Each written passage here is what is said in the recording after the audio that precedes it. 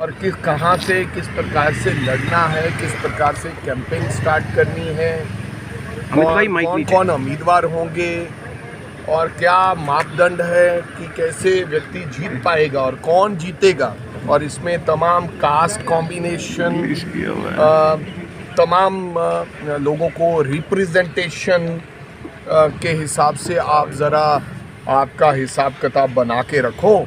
जल्दी आपसे मीटिंग करेंगे और फिर बताएंगे कि किस प्रकार से चुनाव लड़ना है। सर कोई जरूरी था नहीं जी पहला कल जो चुनाव लड़े ने थी उन्होंने ठीक किया या चेंज किया जा सकता है। मैं देखो ये फैसला, अंतिम फैसला नितिन कुमार है ना, ऑल इंडिया प्रेसिडेंट खड़गे साहब ने करना है और राहुल गांधी और श्रीमती सोनिया गांधी ने करना है। लेकिन मेरे को लगता कि पूरे देश भर में जो लोग जीत पाए चुनाव, चाहे वो कोई भी हो, उनको मेरे को लगता है इस बार सीरियस कैंडिडेट लिया जाएगा। क्योंकि हमारे पास जिस प्रकार से हालात हैं, हमें ऑन मेरिट, ऑन ग्राउंड्स और नॉट इमोशनली हमें प्रोफेशनली काम करना पड़ेगा।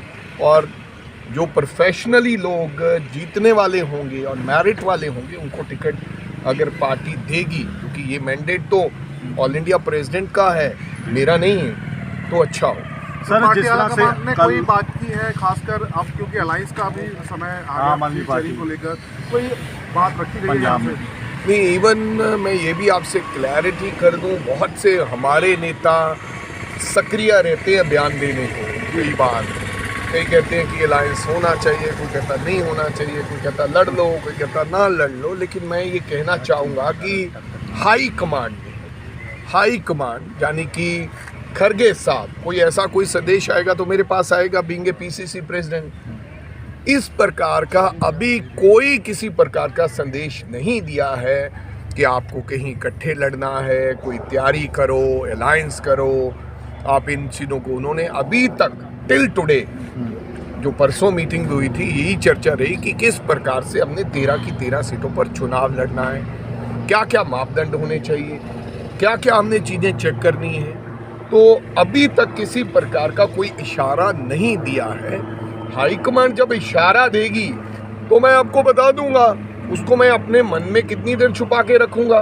कोई भी ऐसी बात है, अगर हाईकमांड चाहेगी, अगर अलायंस की बात मान लो हो, तो मेरे को बताने से क्या गुरेज है, क्योंकि अल्टीमेटली तो हाईकमांड ने जो कहना है वो होगा। पर हाईकमांड भी आज की डेट में यही चाहती है, और जो हमें डायरेक्शन दिया है हाईकमांड ने, मेरे को कल कहें कि नहीं 5 सीटों पे काम करो, तो मैं बोलूँगा हाँ भाई ठीक है 5 पे करता हूँ। मेरे को अभी तक परसों की मीटिंग तक यही संदेश है कि आपने 13 की 13 की सीटें की तैयारी करो। Caste combination, representation to the all caste आप बनाकर मोबाइल थोड़ा बताओ, और ऐसा बताओ कि कौन कौन से लोग आपके पास हैं जो चुनाव लड़ सकते हैं। वड़िंग साहब, कल जिस तरह से होम मिनिस्टर ने नेहरू को टारगेट किया, एक मिनट, जो कांग्रेस में हमेशा रहा है आपस में, क्या इस बार कोई लड़ाई झगड़ा तो नहीं रहा? आपको लग रहा है कोई है? पिछले 1.5 साल से मेरे को लगता डिसिप्लिन में अगर कोई पार्टी, और बिना ताकत में तो सब डिसिप्लिन रहते हैं। आप चाहे तोमर जी को मंत्री पद से उतार के उनको स्पीकर बना दो, चाहे रमन सिंह को जो मुख्यमंत्री रहे उनको स्पीकर बना दो, क्योंकि आपके पास डंडा है, आपके पास तमाम सी एजेंसीज हैं, आपके पास उनकी सबकी कईयों की रिकॉर्डिंगें हैं। बिना ताकत के आज कांग्रेस में आप देख लो, पंजाब के अंदर 18 एमएलए हैं हमारे।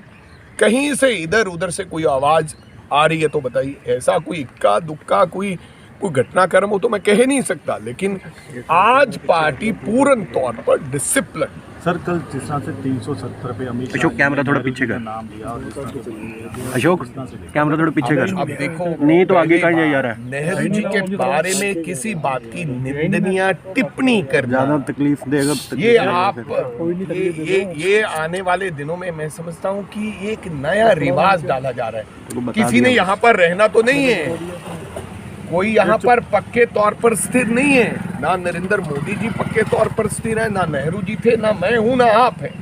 लेकिन देश का पहले प्रधानमंत्री, उनकी अपनी बात बढ़ाने के लिए किसी को नीचे दिखाना, मैं समझता हूँ ये कोई अच्छी बात नहीं है।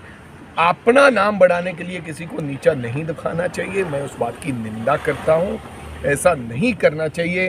प्रधानमंत्री नरेंद्र मोदी जी भी हैं, हम कल कहेंगे यार उसने ये फला कर बहुत, तो इन बातों का मेरे को लगता थोड़ा सा ध्यान रखना चाहिए। सर कोई जिਵੇਂ ਤੁਸੀਂ ਕਿਹਾ ਵੀ ਕੈਂਡੀਡੇਟ ਤੁਸੀਂ ਦੇਖ ਰਹੇ ਹੋ ਕੋਈ ਬਲਕੌਰ ਸਿੰਘ ਜੀ ਨੇ ਇੱਛਾ ਜਤਾਈ ਹੈ ਕੋਈ ਚੋਣ ਵਾਸਤੇ ਜਾਂ ਨਹੀਂ?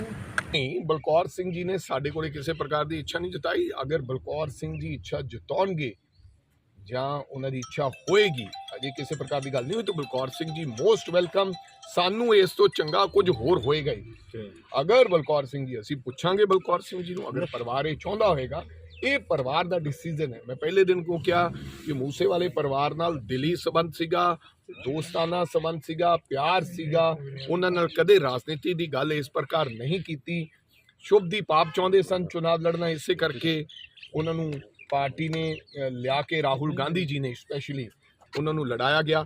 ਅੱਜ ਵੀ ਅਗਰ ਮਾਤਾ ਜੀ ਬਲਕੌਰ ਸਿੰਘ ਜੀ ਅਗਰ ਇੱਛਾ ਜ਼ਾਹਿਰ ਕਰਨਗੇ ਬਤੌਰ ਪ੍ਰਧਾਨ, ਤੇ ਉਹਨਾਂ ਦੇ ਪਰਿਵਾਰ ਦੇ ਨੇੜਲੇ ਸੰਬੰਧਾਂ ਚੋਂ ਹੋਣ ਦੇ ਨਾਤੇ ਮੈਂ ਉਹਨਾਂ ਨੂੰ ਪੁੱਛਾਂਗਾ, ਤਾਂ ਬਿਲਕੁਲ ਮੋਸਟ ਵੈਲਕਮ।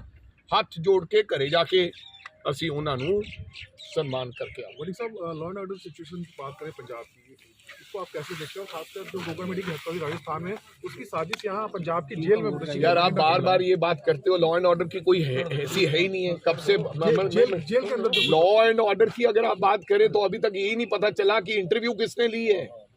मैंने कहने का मर्डर किसने किया, ये तो बात छोड़ दो आप।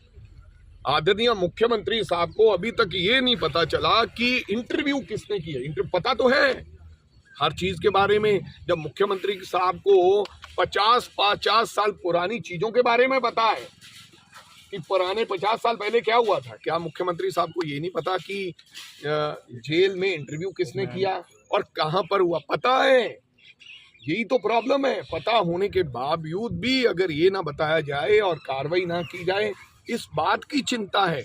और रोजाना, इसलिए ये जो रोजाना आप देख रहे हो, आपने बोला जेल की बात कही, आपने कहीं चौक चौराहे पे, अब तो लोगों के पिज़्ज़ा हट से भी लोग चाकू निकाल के पैसे निकालने लगे हैं, जो छोटी सी दुकान होती है। तो मेरे कहने का मतलब लॉ एंड ऑर्डर की स्थिति कोई है ही नहीं है। इससे ज़्यादा हालात खराब हो नहीं सकते जिस प्रकार से आज के पंजाब के हालात हैं। ठीक है, थैंक यू।